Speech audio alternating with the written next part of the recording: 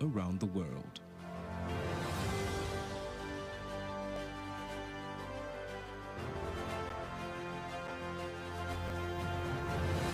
In the headlines, House of Representatives summon Dabiri Onyema, others over evacuation of Nigerians from Sudan. Mixed reactions over performance of Buhari 8 year as president. Kwara governor swears in Chief Judge of the State High Court, Grand Kadi of the Sharia Court of Appeal. And on the foreign scene, Uganda lawmakers pass new draft of anti-gay bill. On the exciting world of sports, Remo Stars plan Plateau United upset in Jos. Good evening and thank you for joining us for the news across the world on Diamond 88.7 FM in Loring. I am Mekamua Osigbodi. You can listen to us via our website www.diamondfm.net or watch us live on Facebook at Diamond 887 FM and YouTube Diamond FM in Loring. We bring you details of the news after this break. We often think that mental health breakdowns sound like this. I'm emotionally stressed. I'm emotionally downcast. I am so confused of all about life. But in reality, they can sound like this. Don't make assumptions that people are okay just because they laugh and they smile. Everyone is going through something. Check on your friends and be kind to everyone else. This message is reaching you from Diamond 88.7 FM Ilorin.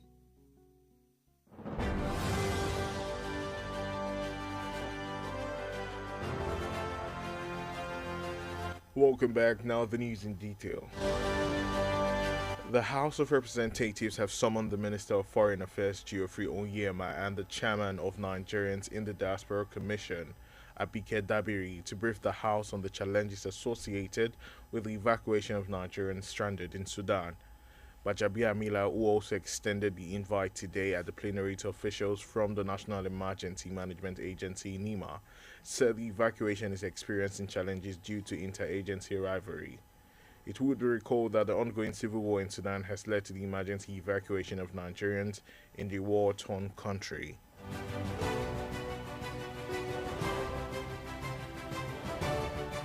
The Kwara State Governor Abdurrahman Abdulrazak has sworn in the Chief Judge of the Kwara State High Court of Justice and the Grand Kadi of the Sharia Court of Appeal. Our correspondent Mahmoud Lawal reported that the two legal scholars, Honorable Justice Abiodun Adebara, who is now the Chief Judge of Kwara State High Court, and Honorable Justice Abdul Latif Kamaldeen, who assumes the position of the Grand Kadi, Kwara State Sharia Court of Appeal, gave their oaths to serve as prescribed by the law of the country. Solemnly swear that I will be faithful and bear true allegiance to the Federal Republic of Nigeria, that as the Chief Judge of Kwara State of Nigeria, I will discharge my duty and perform my functions honestly to the best of my ability and faithfully in accordance with the Constitution of Federal Republic of Nigeria and the law, that I will abide by the code of conduct contained in the fifth schedule to the Constitution of the Federal Republic of Nigeria. The governor of the state, who congratulated the two legal luminaries on their deserved positions, urged the two judges to respect the oath they swore to. As your lordships assume your role of leading and guiding the judiciary, I would like to restate our administration's commitment to the rule of law and non-interference in the judiciary. And I urge you to commit yourselves to duty in line with the constitutional oath of office, which you subscribe to.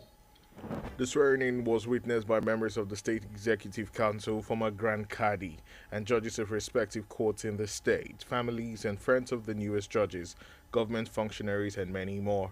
In another development, the governor equally sworn in the members of the Kwara State Independent Electoral Commission and members of Kwara State Fiscal Responsibility Commission.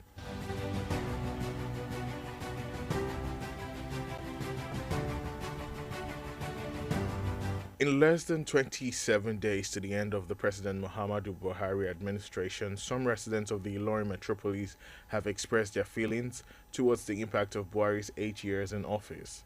A cross-section of residents of the Asa Dam, Iriwolide, and Asadam area of the Ilorin capital city, who spoke with Diamond FM correspondent this afternoon, expressed mixed reactions. Now, while speaking, Mr. Lawal Olayinka and Mr. Razak Abdul said President Buhari has done his best and wished him the best of luck towards leaving the office this month, adding that they expect a different approach from the incoming administration to tackle insecurity in the country. Feel good. He has made me to be more tougher on myself, going extra mile. And he has affected Nigeria a whole lot, especially the students, in a bad way. Sitting at home for almost 8 months is not a good experience. Not increasing the minimum wage, the fuel scarcity, a lot of terrible things has happened. But all the same, he has done his best. Mr. Collins Felix expressed disappointment with the introduction of the Naira redesign policy, which creates a hardship for average Nigerians by not looking into the negative effects of the policy that affect almost every sector in the country. If you have a policy of cashless issue that you think it's going to give good impact to Nigeria, you should have introduced immediately when you entered office. Now that you are left with 2, 3, 4 days to go, you brought the situation. He's not saying Nigerians should forgive him. God says every creature is bound to forgive a sinner so that he forgives everything. A food vendor, Mrs. Adesomi Philomena, explained that despite the negative and positive incidents between year 2015 and 2023 of Muhammadu Buhari, God is taking absolute control, praying to witness the incoming government of Bola Tinubu in about 27 days to come. The Niger Delta People's Movement (NDPM) has called for the merging of the Ministry of Niger Delta Affairs with the Niger Delta Development Commission (NDDC) for the effective and coordinated development of the region. In a resolution signed by the convener Ejiro Uneneji after its enlarged meeting in Yanogwa, said the group was formed to promote regional integration and development, adding it has the panacea for the development of the Niger Delta. The group lamented that funds meant for the development of the region are being looted by corrupt officials of the ministry in conjunction with politicians to the detriment of the people and development of the region, pointing out that the merging the ministry with NDDC will avoid duplication of projects and ensure the resources are pulled together to develop the region. In Abia State, a detachment of policemen have taken over the Abia State House of Assembly complex in Umuahia over an alleged plot by some members of the House to impeach the Speaker, Engineer Chinedum Orji. In a video trending on social media, some members of the House had sat and impeached the Speaker and elected Chukwudi Apugo as the new Speaker. Though details of the impeachment move are still unclear, sources told newsmen that the House had adjourned sitting to reconvene at a later date. The news across the world is reaching you from Diamond 88.7 FM in Ilorin. We go on a break now. After that, we'll bring you foreign and sports news. To stay with us.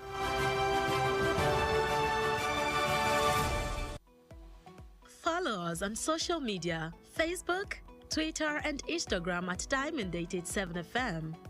Diamond FM, shining supreme.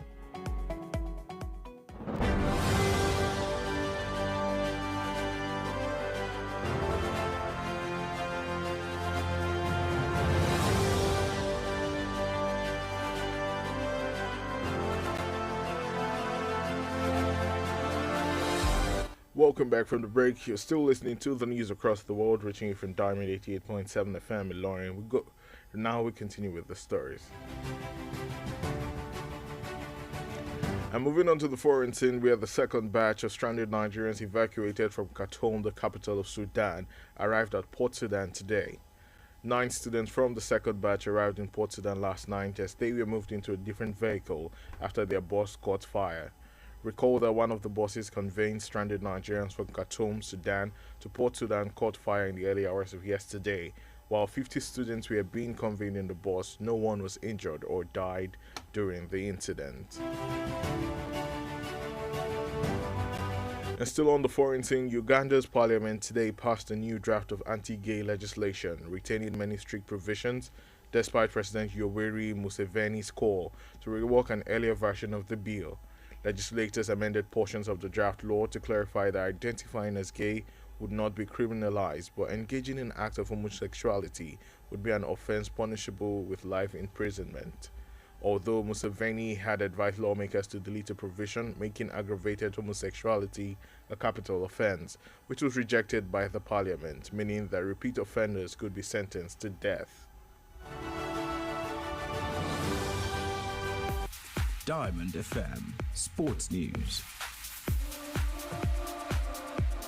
In the world of sport, Remo Stars head coach Daniel Ogumodede is confident his side can record an away win against Plateau United in the Nigeria Premier Football League this weekend.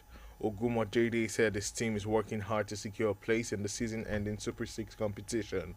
The Sky Blues will travel to Jos to take on the Peace Boys in the Matchday 17 encounter at the new Jos Stadium at the Remo Stars, as the Remo Stars occupy the third position, while Plateau United are in the fifth position with just 2 points separating them. And with that, we have come to the end of the news across the world, but before we go, here is a recap of the major highlights.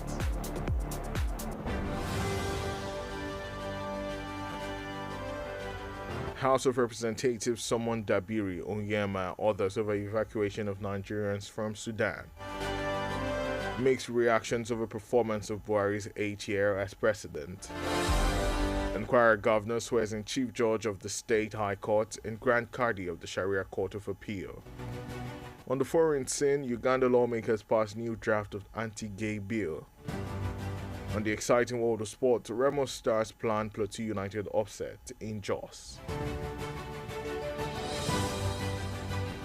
Did you know it is impossible for most people to lick their elbow? Diamond FM says, dare to dream, there is a lot you can achieve. For news coverage and information about happenings around you, kindly contact Diamond FM newsroom number on 0916 062 7526. That's 0916 062 7526. The news across the world was edited by Mukhtar Ajilogbon. I am Mekamua Osigbodi. Thank you for listening to your Shining Supreme station. For up-to-date news reported across the globe, be rest assured you're on the right radio dial. Diamond 88.7 FM Ilorin, your Shining Supreme station. Diamond FM Ìlọrin, àwa là ń gbé ìròyìn àwọn ìṣẹ̀lẹ̀ orin àtàwọn amúlùdùn Yorùbá tí ò láfijọ́ ṣe ti aráyé. Láti inú yàrá ìròyìn Diamond 88.7 FM Ìlọrin, ìròyìn àgbáyé.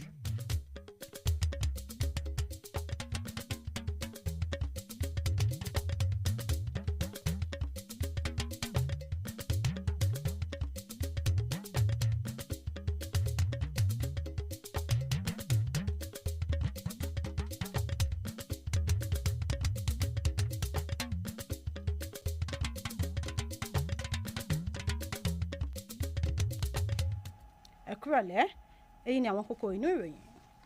Ilé-ìgbìmọ̀ aṣojú ti ránṣẹ́ pé Dábírí, Onyema àti àwọn mìíràn lórí ìgbésẹ̀ kíkó àwọn ọmọ ilẹ̀ Nàìjíríà wá sílé láti ilẹ̀ Sudan. Àwọn àríyànjiyàn ti ń jẹyọ lórí ìgbélóṣùwọ̀n sáà ìṣèjọba ààrẹ Muhammadu Buhari fòdìdì ọdún 9. Àjọ ọlọ́pàá ti gba àkóso ọgbà ilé-ìgbìmọ̀ aṣòfin ìpínlẹ̀ Abia.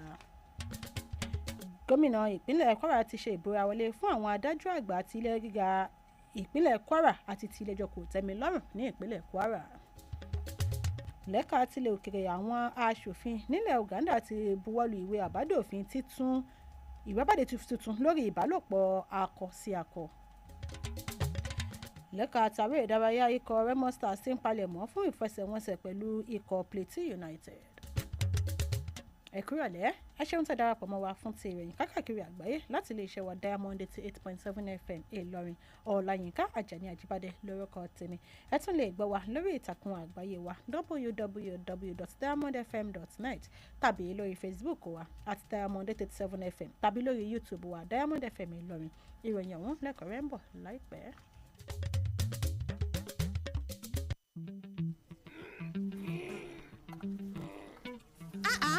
ìwọ wọn ló bẹ̀rẹ̀ síbẹ̀ o.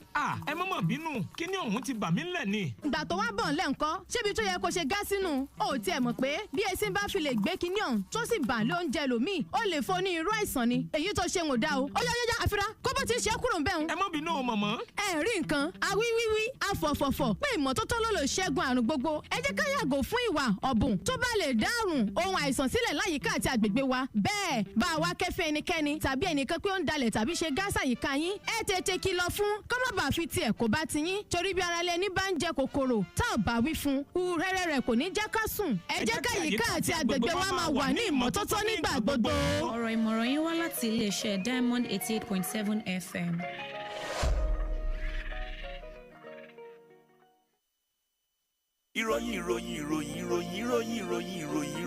ìròyìn ẹ̀kúnrẹ́rẹ́ láti iléeṣẹ́ Diamond FM.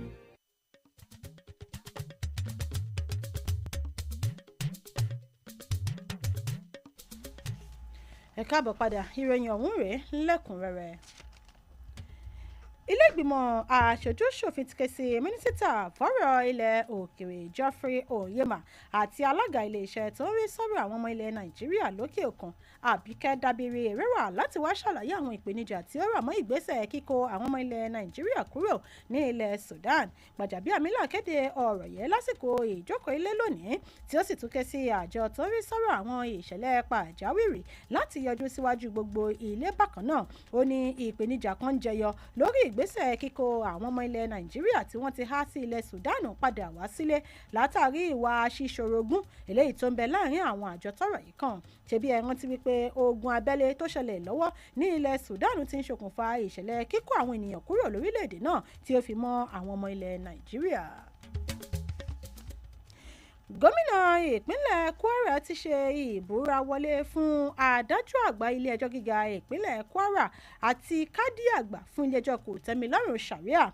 Aṣojúkọ̀ròyìn iléeṣẹ́ wa Mahmood Lawal jábọ̀ wípé Honourable Justice Abiodun Adebara tí ó wá ti di adájọ́ àgbà ilé-ẹjọ́ gíga ìpínlẹ̀ Kwara àti Honourable Justice Abdulateef Kamaldeen tí ó ti wá di kádì àgbà ilé-ẹjọ́ kòtẹ́milọ́rùn Sharia ṣe ìbúra wọlé wọn lábẹ́ òfin orílẹ̀-èdè yìí. Gómìnà ìpínlẹ̀ yìí wá kí àwọn amòfin àgbà méjèèjì yìí kú oríire tí ó sì rọ̀ wọ́n láti bọ̀wọ̀ fún ìbúra tí kò wà wọn ṣe. Lára àwọn tí wọ́n wà níbi ètò ìbúra wọlé ọ̀hún ni àwọn ọmọ ilé ìgbìmọ̀ aṣòfin kádì àgbà tẹ́lẹ̀ rí, àwọn adájọ́ láwọn ilé ẹjọ́ tọ́rọ̀ yìí kàn, ẹbí àti àwọn ọ̀rẹ́. Ẹ̀wẹ̀, gómìnà tún ṣe ìbúra wọlé fún àwọn ọmọ ikọ̀ àjọ elétò ìdìbò ìpínlẹ̀ Kwara àti àwọn ọmọ ikọ̀ àjọ tó rí sí bí ètò ìṣúná ṣe ń lọ sí ní ìpínlẹ̀ yìí. Ní ó kù bí ọjọ́ mẹ́tàdínlọ́gbọ̀n kí ìṣèjọba ààrẹ Muhammadu Buhari ó tẹnu bẹ̀pọ̀ àwọn olùgbé nílùú Ìlọrin tí ó ń fi èrò ọkàn wọn hàn lórí ipa ìṣèjọba ọlọ́dún mẹ́jọ ààrẹ Muhammadu Buhari. Àwọn ènìyàn kan lágbègbè Asadam Ìrèwọlédé nílùú Ìlọrin tún wọ́n bá iléeṣẹ́ Diamond sọ̀rọ̀ lọ́sàn-án òní fọ̀hún lórí àwọn èrò ọkàn wọn. Olóúnjẹ kan torúkọ rẹ̀ ń jẹ́ abilékọ Adésànmí Philomene ní wípé òun fọpẹ́ fọlọ́run nítorí wípé tóun ti àwọn àdójúkọ tó wáyé láàrin ọdún 2015 sí ọdún 2023 lábẹ́ ìṣèjọba ààrẹ Muhammadu Buhari, òun dúpẹ́ tí òun sì gbàdúrà wípé kí sáà ìṣèjọba Bọ́lá Tinubu kí ó ṣojú òun. Ẹ gbọ́ bí ó ti ṣe sọ. Tó dùn mọ́ wa ó tún ṣe tó bá wa nú jẹ́ ìjọba ọdún mẹ́jọ adúpẹ́ lọ́dọ̀ Ọlọ́run ò jẹ́ adẹni àkọlẹ̀bò torí ìjọba ẹ̀ arírọ̀rùn a sì tún rí ìnira ọkà ìpè ìnira lọ́pọ̀ nù rẹ̀ kọ́lọ́ ọlọ́jọ́ òní kó ṣàánú wa àwa mẹ̀kúnnù la sọ́fà jù àmọ́ kọ́lọ́run aláàánú kó ṣàánú wa níjọba tuntun tí ń bọ̀ kọ́jọ́ kó jẹ́ ọ̀rọ̀ wa lọ́rùn kó já wa ní orí tí a ṣe. Ọ̀gbẹ́ni Lawal Ọláńrewájú ní wípé ààrẹ Muhammadu Buhari sa ipá tirẹ̀ tí ó sì nírètí wípé ìṣèjọba tó ń bọ̀ lọ́nà yóò dojúkọ àìsí ètò ààbò tó ń borílẹ̀-èdè yìí fínra. Ẹ̀tùgbọ́ bóun náà ti ṣe sọ. Bandit, insecurity, Buhari did a lot, but adé ńlá gùn ní ìdíkà yẹn tó àwọn tó ń benefit lára kìíní yẹn wọ́n wà níbi kan Buhari ò benefit. Ọ̀gbẹ́ni Razak Abdul tọ́ka sí àwọn ìnilára tó wáyé lábẹ́ ìṣèjọba tó ti ń kógbá nílẹ̀ yìí tí ó sì rọ ìṣèjọba tó ń bọ̀ lọ́nà láti ṣe dáradára. àjọ Niger Delta People Movement NDPM ti pè fún dídá iléeṣẹ́ tó ń rí sí ọ̀rọ̀ agbègbè Niger Delta papọ̀ mọ́ iléeṣẹ́ tó ń rí sọ́rọ̀ ìdàgbàsókè agbègbè Niger Delta NDDC fún àǹfààní àmójútó tó péye láti ìdàgbàsókè agbègbè náà. Nínú àgbéjáde tí adarí àjọ NDPM Ejiro Nneneji buwọ́lù lẹ́yìn ìpàdé kan tí wọ́n ṣe nílùú Yenagoa níbi pé àwọn ṣe àgbékalẹ̀ ikọ̀ yìí láti lè fi mú ìgbòrò bá agbègbè Niger Delta. Ikọ̀ yìí wòye wípé àwọn owó eléyìí tí ó wà fún ìdàgbàsókè agbègbè yìí ní àwọn ọ̀bàyéjẹ́ kan ní ilé iṣẹ́ yìí ni wọ́n ń jí kó sápò tara wọn pẹ̀lú ìrànlọ́wọ́ àwọn olóṣèlú kan tí wọ́n sì wòye wípé dídá àwọn ilé iṣẹ́ méjèèjì yìí papọ̀ mọ́ ara wọn yóò mú àdínkù bá àṣetúnṣe àwọn àkànṣe iṣẹ́ tí yóò sì tún mú kí a lè ṣe àkójọpọ̀ àwọn ohun èlò fún lílò lọ́nà tí ìdàgbàsókè yóò fi dé bá agbègbè náà. Àwọn ikọ̀ Arẹwà tí wọ́n ń bẹ lápá gúúsù ilẹ̀ Nàìjíríà ti fajúro sí ìpè ìtúsílẹ̀ Nnamdi Kanu tí ń ṣe olórí ikọ̀ IPOB. Musa Saidu ẹni tí ó ń ṣe olórí ikọ̀ náà sọ̀rọ̀ yìí láti fi fèsì sí ìpè kan tí ààrẹ àpapọ̀ ẹgbẹ́ Ohanaeze Ndigbo Emmanuel Anyanyawo tí ó pè lórí ìtúsílẹ̀ Kanu láì ní tàbí ṣùgbọ́n nínú rárá. Ó wòye wípé ǹjẹ́ ìṣẹ̀lẹ̀ ìṣekúpani lápá gúúsù ìlà oòrùn lè dópin bí wọ́n bá ti fi lè fi Kanu sílẹ̀. Òṣìṣẹ́ ọlọ́pàá ti gba ìṣàkóso ọgbà ilé ìgbìmọ̀ asòfin ìpínlẹ̀ Abia nílùú Mahia látàrí àwọn ìpètèpèrò látọwọ́ àwọn asòfin kan láti yọ abẹnugan ilé onímọ̀ ẹ̀rọ Chinedu Orji nípò. Nínú ẹ̀rọ fídíò kan tí ó ń lọ kiri ká lórí ìtàkùn ayélujára ni a ti rí àwọn asòfin kan tí wọ́n jókòó ìpàdé tí wọ́n sì yọ abẹnugan ilé nípò tí wọ́n sì tún yan Chukwudi Ankpungo gẹ́gẹ́ bí abẹnugan tuntun. Bí ó tilẹ̀ jẹ́ wípé ìdí abájọ ìyọni nípò yìí kò tí ì fi gbogbo ara yé ni, àmọ́ olóbó kan sọ fún àwọn oníròyìn wípé ilé ìgbìmọ̀ asòfin yìí ti sún ìjókòó wọn síwájú di àsìkò tí wọn kò tí ì kéde rẹ̀. Ìròyìn kákàkiri àgbáyé lẹ́tí ń tẹ́tí gbọ́ lọ́wọ́ láti ilé iṣẹ́ wa Diamond 88.7 FM Ìlọrin. Ìròyìn lẹ́ka ti ilẹ̀ òkèrè eré ìdárayá yóò máa tẹ̀síwájú lẹ́yìn ìdánudúró ráńpẹ́.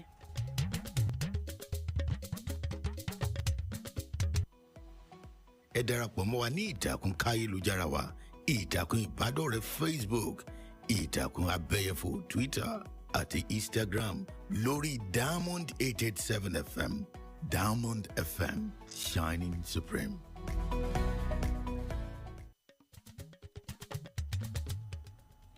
Ẹ káàbọ̀ padà. Ìròyìn kákàkiri àgbáyé ṣì ń tẹ̀síwájú láti ilé iṣẹ́ wa Diamond 88.7 FM Ìlọrin. Ìròyìn láti ilẹ̀ òkèèrè. Ìpele kejì àwọn ọmọ ilẹ̀ Nàìjíríà tí wọ́n ti lọ kó kúrò nílẹ̀ Sudan ti balẹ̀ sí Port Sudan lónìí. Àwọn akẹ́kọ̀ọ́ 9 tí wọ́n ń bẹ ní ìpele kejì balẹ̀ sí Port Sudan láṣálẹ́ àná gẹ́gẹ́ bí wọ́n ṣe kó wọn sínú àwọn ọkọ̀ mìíràn látàrí bí ọkọ̀ bọ́ọ̀sì tí ó lọ kó wọn bí ó ṣe gbaná jẹ. Ṣebí ẹ rántí wípé ọ̀kan lára àwọn ọkọ̀ bọ́ọ̀sì tí ó lọ kó àwọn ọmọ ilẹ̀ Nàìjíríà tí wọ́n ti há sílùú Khartoum nílẹ̀ Sudan tí ó sì ń kó wọn lọ sí Port Sudan ló ṣàdédé gbaná jẹ lówùúrọ̀ kùtù àná. Àwọn akẹ́kọ̀ọ́ bíi 50 ni wọ́n ń bẹ nínú ọkọ̀ bọ́ọ̀sì náà, àmọ́ tí kò sí èyíkéyìí nínú wọn tí ó farapa tàbí pàdánù ẹ̀mí rẹ̀. Ilé ìgbìmọ̀ asòfin ilẹ̀ Uganda lónìí ti buwọ́lu ìwé òfin tuntun tí ó tako ìbálòpọ̀ akọsákọ tàbí abo sí abo tí ó sì dúró lórí àwọn ìjìyà tí ó nípọn gidi tòun ti bí ààrẹ Yoweri Museveni ṣe pè fún àtúnṣe ẹ̀yà ìwé òfin yìí eléyìí tí wọ́n ti ṣáájú gbé kalẹ̀. Ẹ̀ka tí àwọn asòfin yìí ṣe àtúnṣe lé lórí jẹ́ kó di mímọ̀ wípé wọn kò ní fi ẹ̀sùn ìwà ọ̀daràn kan ẹnikẹ́ni tí ọwọ́ bá gbámú fún ẹ̀sùn ìbálòpọ̀ akọsákọ tàbí abo sábo, àmọ́ tí ìjìyà ẹ̀wọ̀n gbére yóò wà fún irúfẹ́ ènìyàn bẹ́ẹ̀. Bí ó tilẹ̀ jẹ́ wípé ààrẹ Museveni ti gba àwọn asòfin lámọ̀ràn láti pa ẹ̀ka tí ó ń pè fún ìjìyà tó nípọn lórí ẹ̀sùn náà rẹ́, àmọ́ tí àwọn asòfin kan ti kún ní èyí tí ó túmọ̀ sí wípé ó ṣeé ṣe kí wọ́n ṣe ìdájọ́ ikú fún ẹni tí ọwọ́ bá gbámú ju ẹ̀kan ṣoṣo lọ lórí ẹ̀sùn ìbálòpọ̀ akọsákọ tàbí àbòsábò lórílẹ̀‐èdè náà. ìròyìn aré ìdárayá akọ́nimọ̀ọ́gbá fún ikọ̀ agbábọ́ọ̀lù Remo Stars Daniel Ogunmọ́dédé ti fi ìgbàgbọ́ hàn wípé ikọ̀ agbábọ́ọ̀lù òun yóò fẹ̀yìn ikọ̀ Plateau United gbolẹ̀ níbi ìfẹsẹ̀wọnsẹ̀ Premier League tí yóò wáyé lópin ọ̀sẹ̀ yìí. Ogunmọ́dédé ní wípé ikọ̀ agbábọ́ọ̀lù òun ti ń ṣiṣẹ́ kárakára láti lè fi rọ́wọ́ mú lópin sáà tá a wáyé. Ikọ̀ agbábọ́ọ̀lù Sky Blue ni wọ́n yóò rin ìrìn àjò lọ sílùú Jos láti lọ kojú ikọ̀ Peace Boys níbi ìfẹsẹ̀wọnsẹ̀ ẹlẹ́ẹ̀kẹtàdínlógún ní pápá ìṣeré New Jos. Gẹ́gẹ́ bí ikọ̀ Remo Stars ti ṣe wà ní ipò kẹta tí ikọ̀ Plateau United sì wà ní ipò karùn-ún ní èyí tí wọ́n fi àmì méjì péré la ara wọn. Kí a tó máa dánu dúró nínú ìròyìn fún ti kákàkiri ti ọjọ́rọ̀ tòní, ẹ tún gbọ́ àwọn kókó tó wà nínú ìròyìn náà lẹ́ẹ̀kan sí i. Ilé ìgbìmọ̀ aṣojú ti ránṣẹ́ pé Dábírí, Onyema àtàwọn mìíràn lórí ìgbésẹ̀ kíkó àwọn ọmọ ilẹ̀ Nàìjíríà kúrò nílẹ̀ Sudan. Àwọn àríyànjiyàn ti ń jẹyọ lórí ìgbélóṣùwọ̀n sáà ìṣèjọba ààrẹ Muhammadu Buhari fún odindi ọdún 8. Àjọ ọlọ́pàá ti gba ìṣàkóso ọgbà ilé ìgbìmọ̀ aṣòfin ìpínlẹ̀ Abia. Gómìnà ìpínlẹ̀ Kwara ti ṣe ìbúra wọlé fún àwọn adájọ́ àgbà ní ilé-ẹjọ́ gíga àti ní ilé-ẹjọ́ kòtẹ́milọ́rùn ní ìpínlẹ̀ Kwara. Lẹ́ka ti ilẹ̀ òkèrè amúwá sí etí ìgbẹ̀yìn wípé àwọn aṣòfin nílẹ̀ Uganda ti buwọ́lu ìwé àbádòfin tuntun lórí ìbálòpọ̀ akọsákọ àti abúsábò. Lẹ́ka eré ìdárayá amúwá sí etí ìgbẹ̀yìn wípé ikọ̀ Remo Stars ti ń palẹ̀mọ́ fún ìfẹsẹ̀wọnsẹ̀ pẹ̀lú ikọ̀ Plateau United. Ǹjẹ́ o mọ̀ wípé kò ṣeé ṣe fún ọ̀pọ̀ ènìyàn láti lá ìgúnpá wọn? Iléeṣẹ́ Diamond wá ń fi àsìkò yìí gbà ọ́ níyànjú láti ní àfojúsùn ire nítorí wípé ọ̀pọ̀ àṣeyọrí ni o lè mú wá sí ìmúṣẹ. Bí ẹ bá wá ní èyíkéyìí ìròyìn tẹ́ fi tó yàrá ìròyìn iléeṣẹ́ wa Diamond 88.7 FM létí, ẹ lè pe yàrá ìròyìn wa sí orí 09160627526. Mukhtar Ajẹlọgbọ́n lolóòtú ìròyìn yìí, Ọláyínká Ajani Ajibade ló tún lọ́kà sí etí ìgbọ́yìn. Ẹ kú ìfẹ́ tẹ́ni sí iléeṣẹ́ wa. Ó dìgbà.